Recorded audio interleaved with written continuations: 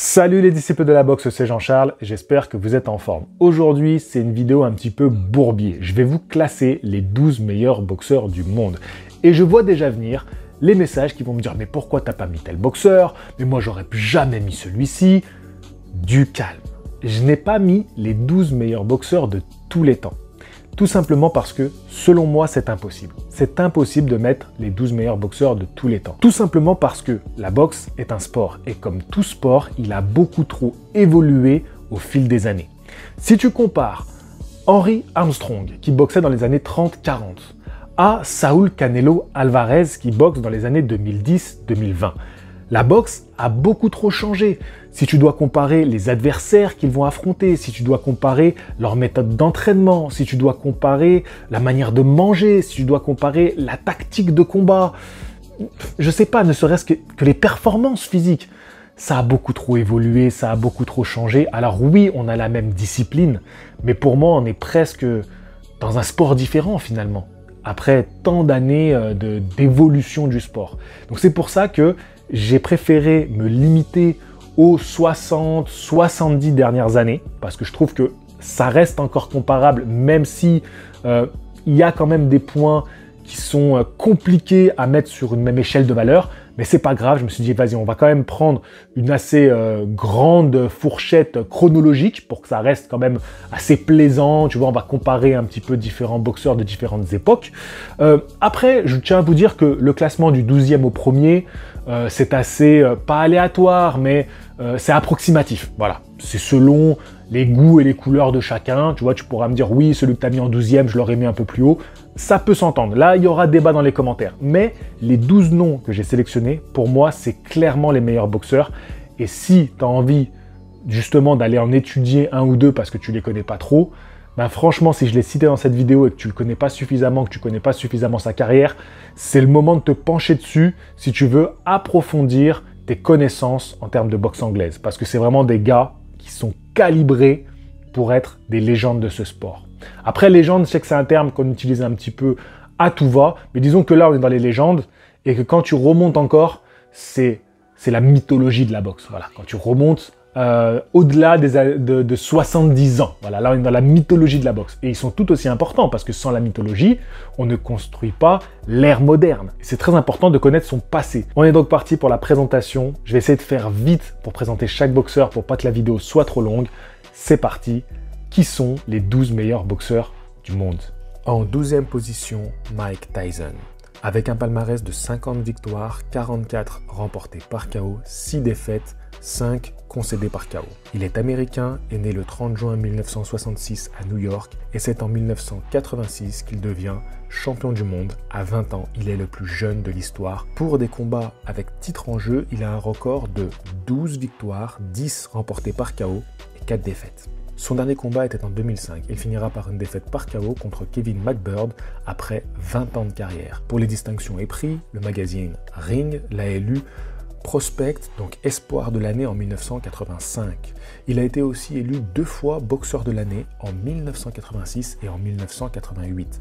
Il a participé à 4 événements de l'année en 95, 97, 98 et 2002. Son combat contre Evander Holyfield a été élu combat de l'année en 1996. Il faut savoir qu'il était numéro 1 toutes catégories confondues de 1989 à 1990. Il est le premier et le seul boxeur de l'histoire à avoir remporté les 3 titres mondiaux chez les poids lourds, WBC, WBA et IBF. À l'heure actuelle, aucun poids lourd n'a réussi à réunir ces 3 ceintures. Je vous rappelle qu'aujourd'hui, il existe aussi la WBO. Et donc, il est le premier et le seul boxeur de l'histoire à avoir défendu ces 3 ceintures chez les poids lourds.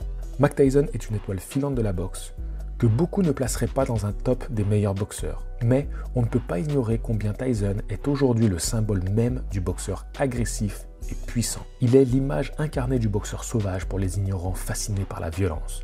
Mais il est aussi le grand technicien pour les connaisseurs qui savent voir l'artiste derrière la brute.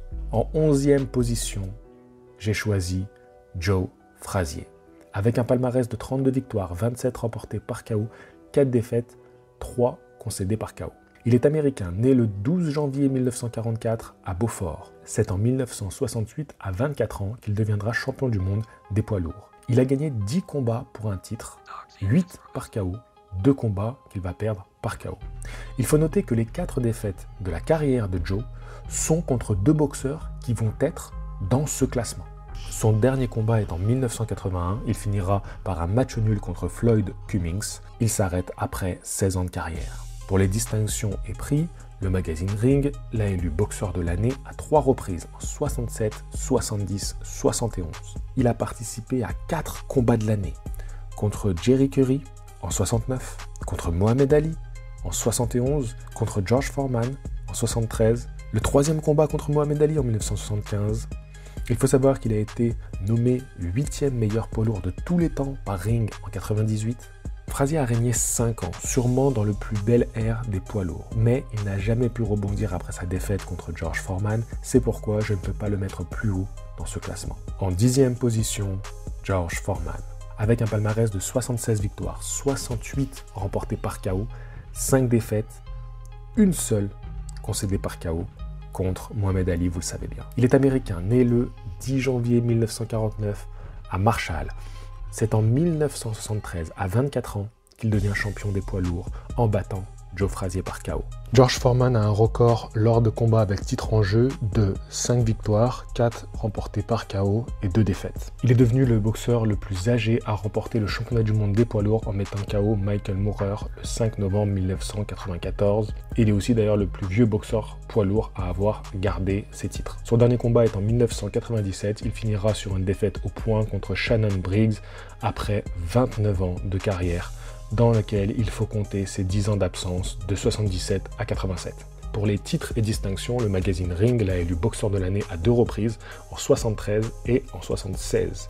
Il a reçu le prix du comeback de l'année en 1994. Il a été nommé 4e meilleur poids lourd de tous les temps par Ring en 98.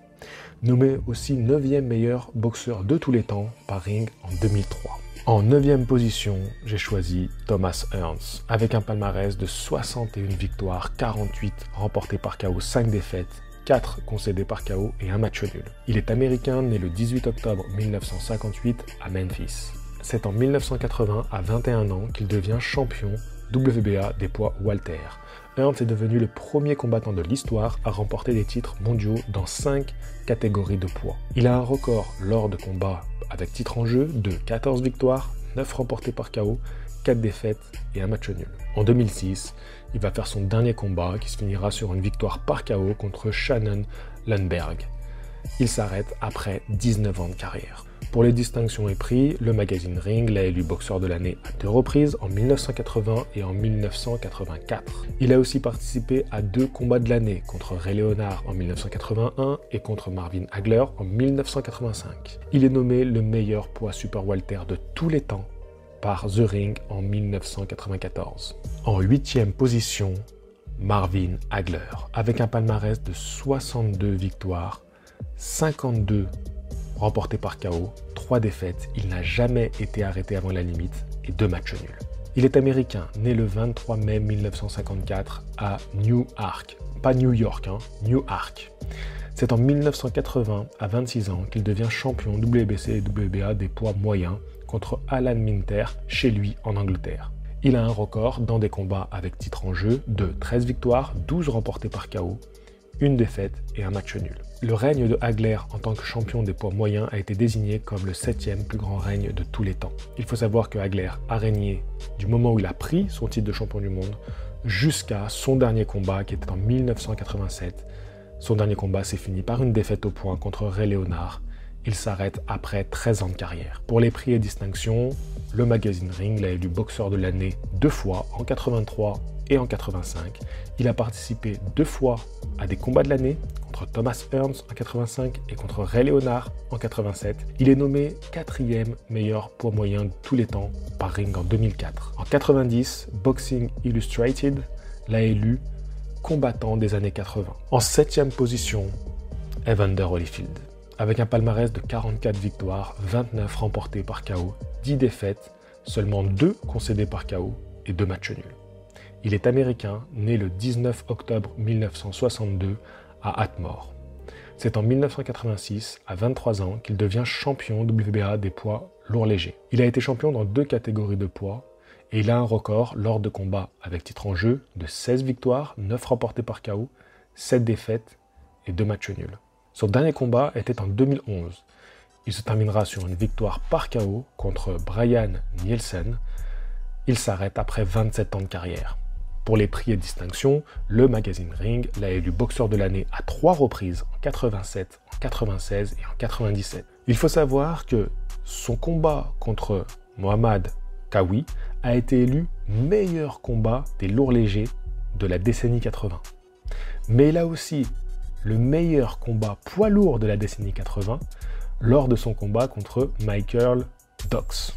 Donc, dans une même décennie, il a fait le meilleur combat selon Ring Magazine dans 2 catégories de poids différentes. Il a aussi participé à 2 combats de l'année, contre Riddick Bowe en 1992 et contre Mike Tyson en 1996. Il a aussi l'événement de l'année en 97 contre Mike Tyson, la fameuse histoire de l'oreille, personne ne l'aura oublié. Il a été classé meilleur cruiserweight, donc lourd léger de tous les temps en 1994, et Holyfield a été aussi classé comme le 3e meilleur poids lourd de tous les temps en 98. Passons à la 6e position, j'ai mis Roy Jones Jr. avec un palmarès de 66 victoires, 47 remportées par KO, 9 défaites, 5 concédées par KO. Il est américain, né le 16 janvier 1969 à Pensacola. C'est en 1993, à 24 ans, qu'il devient champion du monde des poids moyens en battant Bernard Hopkins. Il a été champion dans 4 catégories de poids différentes. Il a un record lors de combats avec titre en jeu de 22 victoires, 14 remportées par KO et 3 défaites. Son dernier combat était en 2018. Il finira sur une victoire au point contre Scott Sigmon. Il s'arrête après 29 ans de carrière. Pour les distinctions, Ring Magazine l'a élu boxeur de la décennie 1990, mais encore boxeur de l'année 1994, et il aura même obtenu le KO de l'année contre Virgil Hill en 1998. En 5e position, Sugar Ray Leonard, qui a un palmarès de 36 victoires, 25 remportées par KO, 3 défaites, une seule concédée par KO et un match nul. Il est américain, né le 17 mai 1956 à Wilmington. C'est en 1979 qu'il devient champion du monde des poids welter à 23 ans en battant Wilfred Benitez. Il a été champion dans 5 catégories de poids. Il a fait 13 combats avec titre en jeu, 10 qu'il a remportés, 8 par KO, 2 défaites et un match nul. Son dernier combat était en 1997. Il finira sur une défaite par KO contre Hector Camacho après 20 ans de carrière. Pour les prix et distinctions, le magazine Ring l'aura élu boxeur de la décennie 1980, boxeur de l'année à 2 reprises en 1979 et en 81. Ray Leonard contre Marvin Hagler a été désigné comme la surprise de l'année 87. Il a été aussi élu 5e meilleur boxeur des 50 dernières années en 1996. Boxing Illustrated a désigné Leonard comme le 2e meilleur poids welter de tous les temps en 89. The Associated Press a désigné Leonard comme le 3e meilleur poids welter du XXe siècle. International Boxing Digest a désigné Leonard comme le 4e meilleur boxeur de tous les temps en 97. En 4e position, j'ai choisi Floyd Mayweather Jr. Avec un palmarès de 50 victoires, 27 remportées par KO et aucune défaite, c'est le seul invaincu de cette liste. Il est américain, né le 24 février 1977 à Grand Rapids. C'est en 1998, à 21 ans, qu'il devient champion du monde des poids superplumes en battant Genaro Hernandez. Il a été champion dans 5 catégories de poids. Il est le 4e de l'histoire, après Thomas Hearns, Sugar Ray Leonard et Oscar de la Hoya. Il a un record de 26-0, 10 remportés par KO lors de combats pour un titre mondial. Je tiens à noter quand même qu'il ne s'est jamais battu en dehors de son pays natal, les États-Unis. Son dernier combat était en 2017. Il finira sur une victoire par KO contre Conor McGregor après 21 ans de carrière. Pour les prix et distinctions, Ring l'a élu boxeur de la décennie 2010, boxeur de l'année 2 fois en 1998 et en 2007. Il a participé à 5 événements de l'année. En 2007, 2008, 2010, 2013, 2015. Il a le comeback de l'année en 2009. Il a été nommé 2e meilleur poids super léger de tous les temps par Ring en 2021, donc c'est assez récent. En 2016, ESPN l'a nommé meilleur boxeur, toutes catégories confondues, des 25 dernières années. Il détient le record du nombre de titres mondiaux détenus simultanément, à savoir 5, titres WBC, WBA, WBO des poids welter, et WBA et WBC des poids super welter. Si je me souviens bien, c'était contre Miguel Cotto. Il partage le record du plus grand nombre de titres mondiaux remportés, 11. Et il partage ce record avec Evander Holyfield. Il était classé numéro 1 toutes catégories confondues de 2005 jusqu'à 2008, qui est sa première retraite, et ensuite il a retrouvé la place de numéro 1 de 2012 à 2015 lors de sa deuxième retraite. Bien sûr, je ne peux pas parler de Floyd Mayweather sans parler du nombre de records financiers qu'il a fait exploser dans toute sa carrière, et ça sans être un boxeur poids lourd, ce qui lui a valu le surnom, le deuxième surnom de Money. Troisième position, Roberto Duran, avec un palmarès de 103 victoires, 70 remportées par KO, 16 défaites, 4 concédées par KO. Il est panaméen, né le 16 juin 1951 dans la ville de El Chorrillo. C'est en 1972, à 21 ans, qu'il devient champion du monde des légers en battant Ken Buchanan. Il a été champion dans 4 catégories de poids différentes. Il a boxé 21 fois pour un titre mondial, 16 victoires, 13 par KO et 5 défaites. Son dernier combat était en 2001. Il finira sur une défaite au point contre Hector Camacho après 33 ans de carrière. C'est marrant de voir que lui aussi arrête sa carrière contre le même adversaire que son ennemi juré, Sugar Leonard. Par contre, lui, il est allé à une défaite au point alors que Leonard aura perdu par KO. Pour les prix et distinctions, le magazine Ring l'aura élu boxeur de la décennie 1970. Il a obtenu le comeback de l'année en 83 et en 89. Et il faut savoir qu'il est le seul combattant à l'avoir remporté 2 fois. Ring aura aussi classé Duran comme le meilleur poids léger de tous les temps en 2001, comme le 5e meilleur combattant des 80 dernières années en 2002. L'Associated Press a classé Duran comme le meilleur poids léger et le 7e meilleur combattant du XXe siècle, en 99. Quand tu vois les poids légers aujourd'hui, imagine un peu un Duran contre Haney ou Lomachenko, ou même pourquoi pas contre Davis, ça serait quand même fou.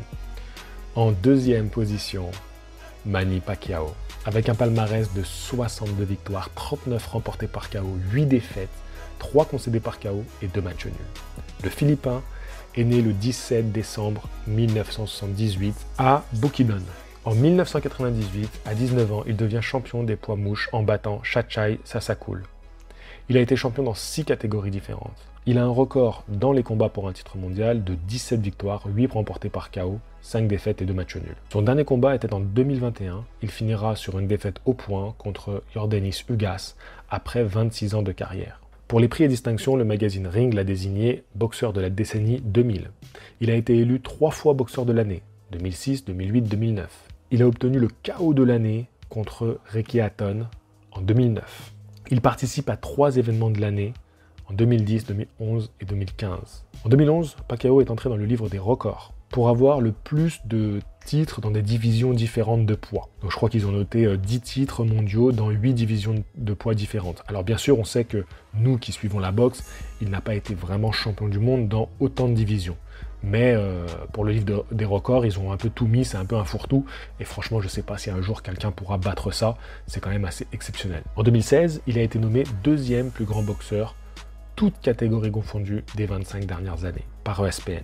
Il est le seul boxeur à avoir remporté un titre mondial linéaire dans au moins 5 catégories de poids. Le seul boxeur à avoir détenu un titre mondial pendant au moins 4 décennies. C'est-à-dire qu'il a détenu un titre dans les années 90, les années 2000, les années 2010 et les années 2020. Parce que lorsqu'il fait son dernier combat, il est encore titré. Il est le seul boxeur aussi à avoir détenu des titres mondiaux dans au moins 4 décennies d'âge. C'est-à-dire que dans la dizaine, quand il a 19 ans, puis ensuite la vingtaine, la trentaine, la quarantaine. Il a détenu des titres mondiaux, c'est exceptionnel. Et il a le record aussi d'être le plus vieux champion poids welter de l'histoire. Passons maintenant à la place de numéro 1, Mohamed Ali. Avec un palmarès de 56 victoires, 37 remportées par KO, 5 défaites et une seule avant la limite. Il est américain et né le 17 janvier 1942 dans la ville de Louisville. Il devient champion du monde des poids lourds en 1964 à 22 ans en battant Sonny Liston. Ali est à ce jour le premier et le seul boxeur à avoir été 3 fois champion linéaire des poids lourds. Le premier champion du monde poids lourd à être revenu de sa retraite et à reconquérir le titre. Il a remporté 22 championnats du monde des poids lourds. Ali a défendu le titre avec succès 19 fois, 9 fois lors de son premier règne et 10 fois lors de son deuxième règne.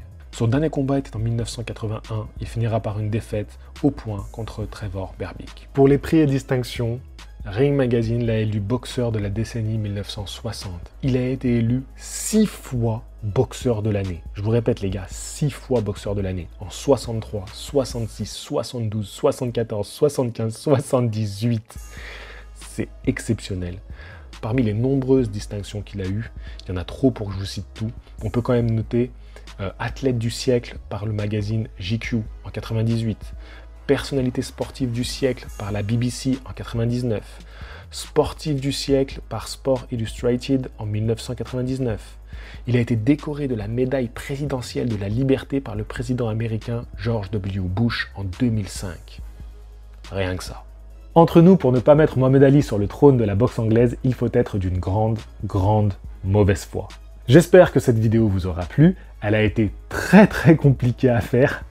Mais en tout cas, je me suis régalé et ce sont vraiment de grands champions. Je me dis pourquoi pas faire une deuxième version où on présenterait les 12 meilleurs boxeurs, mais cette fois-ci des années 1900 à 1960. Je pense que ça pourrait être super intéressant.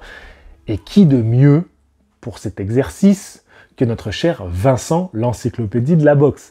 Il n'est pas au courant, il verra ça dans la vidéo, donc Vincent, si tu passes par là, laisse-nous un petit commentaire si tu es OK et tu auras carte blanche. Vous avez vu, j'ai pas mis un boxeur comme Lomachenko, alors que pour moi, il aurait sa place. Ah, il aurait sa place, mais on est encore trop dedans et je pense qu'on a besoin encore de quelques années de recul pour savoir qui on gardera de notre génération comme étant des légendes de notre sport.